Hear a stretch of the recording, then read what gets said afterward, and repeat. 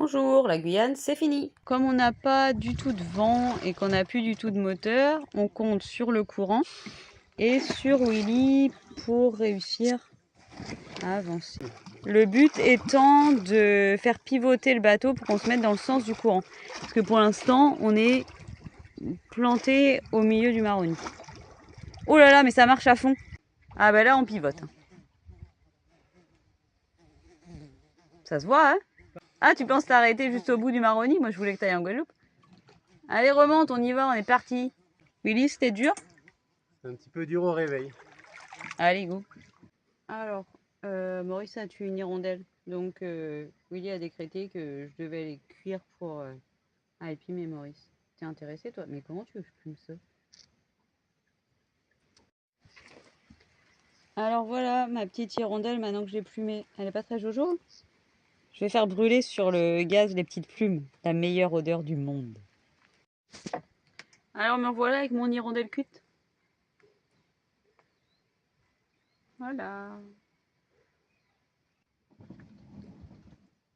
Donc voilà, on tire des bords pour sortir du Maroni. Donc, comme on est face au vent et qu'il y a 10 000 à faire dans le chenal, ça prend un peu de temps. On a de l'eau dans le sail drive, c'est-à-dire grosso modo il y a de l'eau dans l'huile de l'hélice. Donc faut pas s'en servir si on veut pas abîmer tous les engrenages. Bon, c'est pas très grave, on s'en sert pas beaucoup, mais faut être honnête, on s'en serait servi là. Et moi je regarde dans l'air le vent parce qu'on n'a pas non plus d'anémomètre. Donc on regarde la girouette.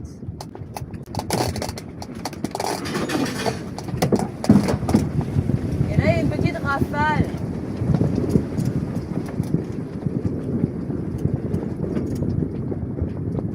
Et c'est bien quand il y a des rafales parce que comme ça on gagne au cap.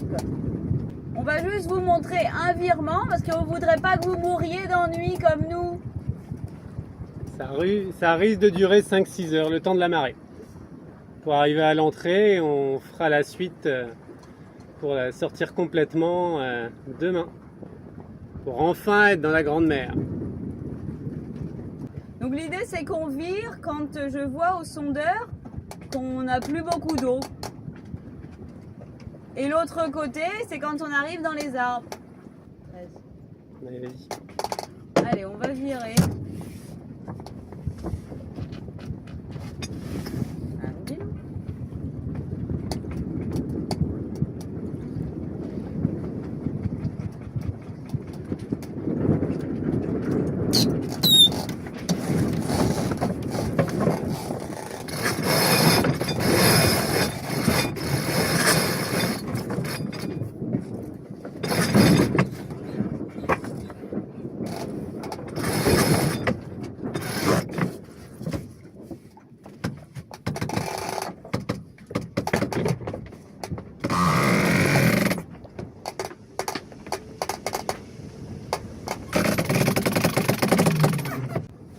On avance vers la sortie.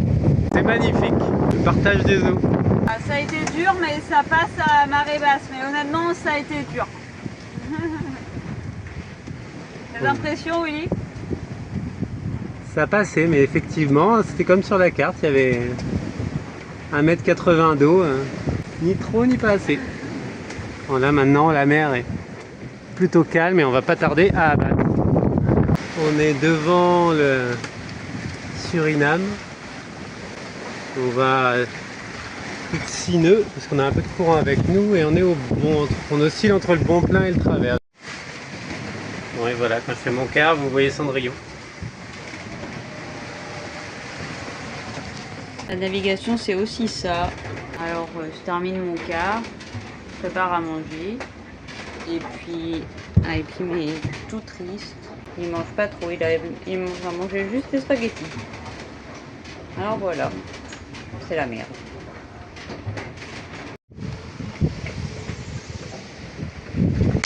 Mon équipe se sent beaucoup mieux, c'est cool. Il est 8 h, la mer s'est bien calmée. On voit qu'il y a déjà pas mal de sargasses. Willy a mis une ligne de pêche, mais à mon avis, à part des algues, il ne va pas pêcher grand-chose. Pendant ce temps-là, à l'intérieur, toute ma team est partie dormir. Alors moi, avant d'attaquer ma lecture, je vais prendre un petit café et finir mon calendrier de l'Avent avec le pire chocolat là, celui au riz soufflé qui est tout dégueulasse. J'avais bien dit que Willy allait nous pêcher des sargasses. Ici, c'est impossible de pêcher autre chose. Il y a vraiment trop d'algues.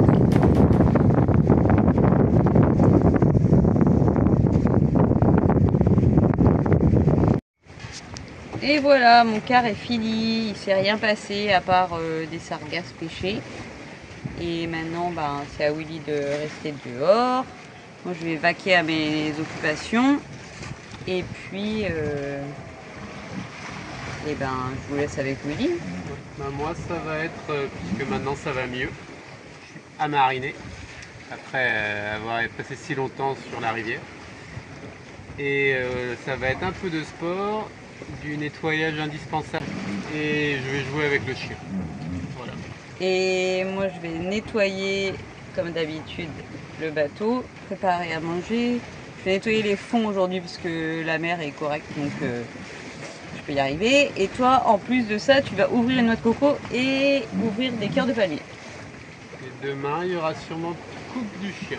Oh non, on le laisse comme ça, regardez comme il est mignon, comme il est mignon. Donc Willy fait les cœurs de palmier. Vous avez déjà vu dans une précédente vidéo à quoi ça ressemble.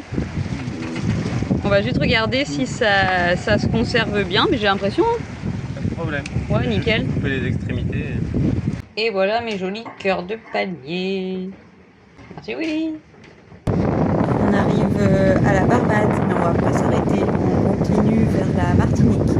Et une fois que Willy sera réveillé, on va vous expliquer comment on organise nos cas. Si tu commences par le matin, vas-y, qu'est-ce que tu fais et à quelle heure?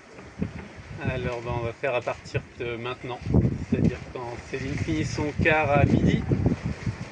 Donc je viens de me lever, la tête doit l'indiquer. Là on va prendre le café. Je vais ensuite vaquer à mes occupations qui sont selon mon état, sport, lavage, jouer un peu avec le chien. Je vérifie toujours ma ligne de pêche qui ne donne rien, normalement. Et pour ce quart, voilà, peut-être s'il me reste un peu de temps, un peu de lecture ou écouter la radio.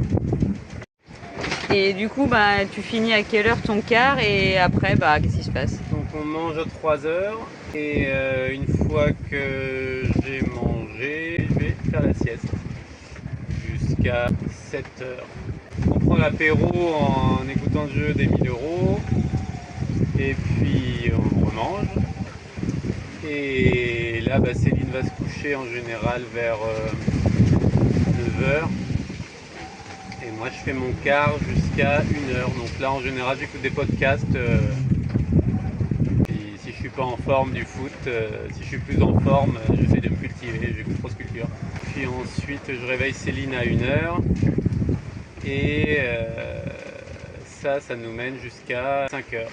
Et de 5 heures à 8 heures quand Céline se réveille, c'est mon quart. On voit le soleil se lever, donc au début c'est un peu dur. Et puis on remet les choses en route, un peu de lecture quand il fait jour, toujours écouter la radio, s'occuper des trucs du chien, du chat. Et voilà, une journée faite, on n'a rien fait mais elle était remplie. Bon alors toi, qu'est-ce que tu fais pendant tes quarts? Et surtout, la différence avec moi, qu'est-ce que tu fais aussi hors de tes quarts? Parce qu'il faut bien indiquer que moi, hors de mes quarts, je dors. Et Céline ne dort pas. Et moi, si on commence à midi, donc là, en fait, pendant le quart de Willy, après le café, moi, je vais surtout nettoyer le bateau, faire à manger et laver en général pour que tout soit comme si on était arrêté, on va dire.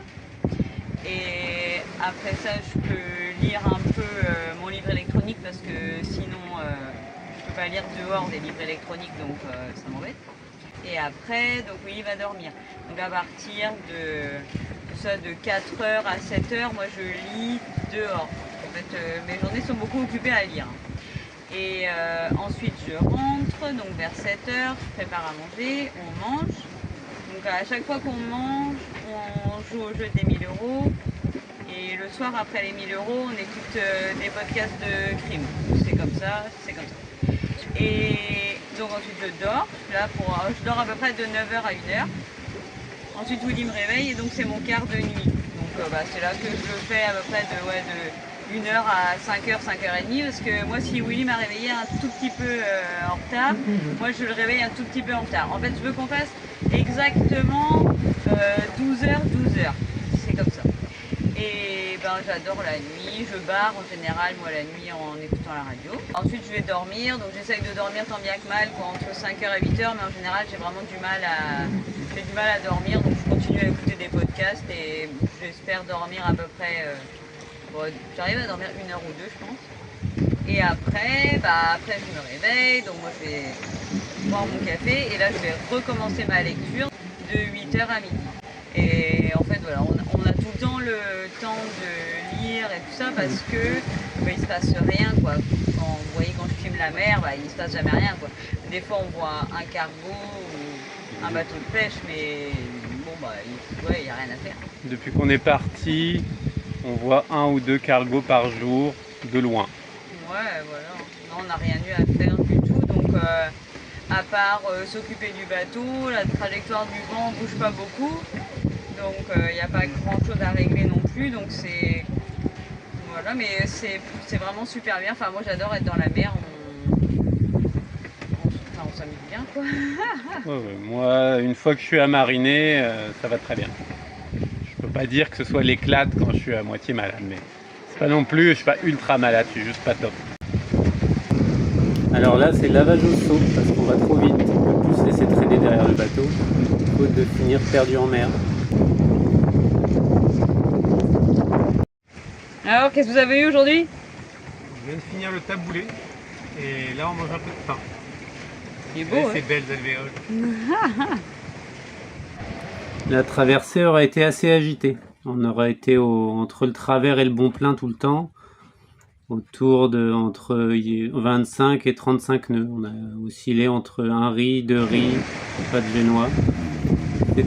Ça allait vite mais ça secouait. Pas des allures très tranquilles. Petit point lecture pour ceux que ça intéresse. Donc en livre électronique, je lis, j'ai presque fini malheureusement parce que c'était super. Le livre Artemisia, donc sur la vie d'Artemisia Gentileschi. Ça se passe au XVIIe siècle en Italie et ça raconte des histoires qui restent tout à fait d'actualité puisque c'est beaucoup tourné sur l'épisode de son viol qui a quand même bien influencé son art. Et ici sur la couverture on voit le Judith décapitant Holoferne qu'elle a réalisé. Donc ça je vous le conseille vivement. Ensuite comme livre super tranquille qui fait toujours plaisir, un petit livre d'Anne Perry. On n'est jamais déçu, hein, des petites histoires de crimes dans l'Angleterre victorienne. C'est toujours bien, c'est pour démarrer la navigation ou quand ça va pas trop, moi je vous dis, lisez ça, c'est mignon, les femmes sont bien habillées, il y a des petites histoires, c'est très sympathique. Ensuite j'ai lu ça, c'est sur l'esclavage, mais je pense qu'on peut le voir sur les abus en règle générale, les violences intrafamiliales et la domination de l'homme sur tout le reste. Et puis ces traumatismes qui ne guérissent pas, même quand on s'en échappe. Voilà. Ensuite, je suis tombée là-dessus. Encore une fois, on tire au hasard nos livres, hein, donc on ne sait jamais ce qu'on va avoir. Et puis les livres, on les récupère dans des boîtes à livres. Donc on ne sait pas ce qu'on va avoir. Donc ça, bon, j'ai pas du tout aimé, mais chacun ses goûts. Donc c'est l'histoire, l'autobiographie en fait, donc de Nan Rousseau. Donc un homme qui a eu une vie un peu underground et qui a passé 17 ans en prison pour braquage. Là-bas, il a rencontré un fort goût pour l'écriture et aussi pour le cinéma. Donc il a ensuite documenté toute sa vie de braqueur. Moi ça m'intéresse pas, mais pourquoi pas. Donc c'est une trilogie, hein, donc, Si vous aimez bien ce genre d'écriture très parlée, c'est pourquoi pas. Et ensuite, alors c'est Mapuche qu'on pourrait, voilà, c'est donc une indienne. Et ça se passe en Argentine, donc ça se passe au moment d'une énième crise en Argentine, donc là la crise de l'an 2000. C'est un thriller, mais ça traite de tout le climat en Argentine au moment de la crise de l'an 2000, mais aussi tout ce qui s'est passé pendant la dictature. Et en même temps c'est divertissant, donc ça va pas être très ardu, mais sur un thème fort. Voilà pour cette traversée. Les conditions ont toujours été un peu les mêmes. Vous voyez d'ici que du départ jusqu'à la Barbade, ça s'est un petit peu empiré près de la Barbade du fait de la côte et puis des fonds qui remontent. Donc même la nuit on va vite, même un peu plus vite la nuit sur les peu de terre. Et donc on fait peur aux poissons volants qui atterrissent tristement sur le bateau. Donc, quand on les voit pas atterrir et qu'on peut pas les sauver, bon, ils sont récupérés. Et ils nourriront les animaux. Enfin, en vrai, ils nourriront que le chat parce qu'il n'y a que le chat qui est vraiment intéressé. Et donc finalement, on arrive en Martinique au petit matin. Et le soleil se lève, là on voit le marin avec un grain. Et puis on va aller vers la pointe du diamant, là ce que vous voyez. Et on va mouiller derrière. Ça va prendre un peu de temps parce que le vent est assez calme. Dans le canal entre la Martinique et la Sainte-Lucie. Et voilà, on arrive en Martinique. On va y rester un petit peu avant d'aller en Guadeloupe. Et tout le monde est content d'arriver, a priori. Il n'y a que moi qui ne veux jamais arriver. Voilà, on est mouillé là. Bah, ça nous change de la Guyane. C'est beaucoup moins tranquille, il y a plein de bateaux. Devant les Anses d'Arlet, qui avait été élu plus beau village de France dans l'émission de Stéphane Bern. Voilà, il n'y a plus qu'à. Willy va plonger pour voir la gueule du fond. Comme on mouille à la voile et qu'il y a pas mal de monde, c'est pas super évident, mais ma foi, ça s'est bien fait, non, oui? On va voir s'il faut refaire.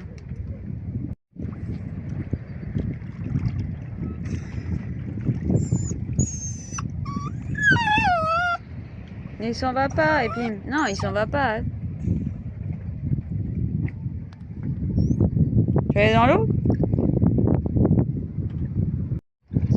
Willy a dit que c'est tout bon, alors on reste là. Et ben on se voit dans une prochaine vidéo où on va aller en Guadeloupe. Et qui est-ce qui est super content d'arriver? C'est Alpine!